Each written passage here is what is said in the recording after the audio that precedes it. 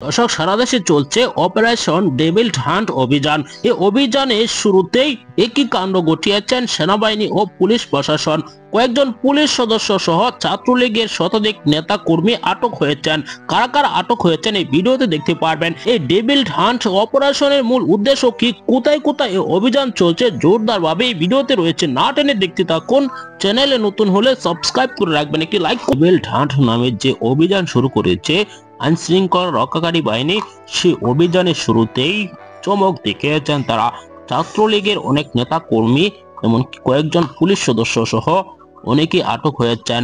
সাধারণ কোনো পুলিশ নয়, তারা পুলিশের ঊর্ধ্বতম কর্মকর্তা, এসপি, ডিজি সহ অনেকেই আটক হয়েছেন। ডিএমপি কমিশনার সহ আটক হয়েছেন। তাদেরকে এবার গ্রেপ্তার করা হচ্ছে। দর্শক, আপনারা জানেন বর্তমান সময়ে বেনজির আহমেদ একটি বক্তব্য দিয়েছেন। পুলিশ প্রশাসনের এখন পর্যন্ত 90% আওয়ামী লীগের পক্ষে কাজ করছে। এই বক্তব্যের পরেই নড়ে চড়ে বসেছে পুলিশ প্রশাসন।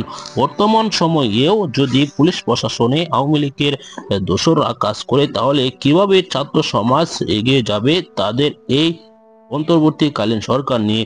তাদেরকে ব্যর্থ করার জন্য তো পুলিশ প্রশাসনই যথেষ্ট। সেজন্য অপারেশন ডেভিল হান্ট নামে অভিযান শুরু করেছে।